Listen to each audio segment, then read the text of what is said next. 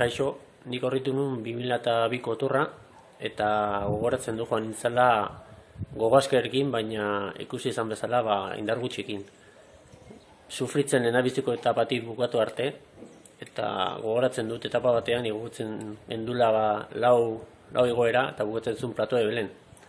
Eta dakat argazki bat sartuta nire buruan. Kol demente zan lehendabiziko igoera, eta lehendabiziko aldapan pitxatu egin nuen, eta dakat argazki hori.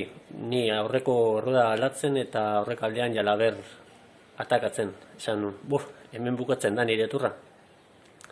Eta egun hartan, eskerrak nire lagunak plato ebelen zeundela, eta beraien bultzakada esker ariatu nintzen. Eta bestela, orain ikan igotzen egun nintzen.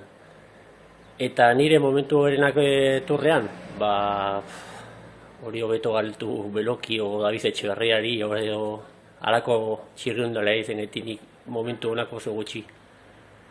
Bueno, suerte on guztioi eta Euskalden txirrindulariak irabazten duten zerbait. Suerte on, animo.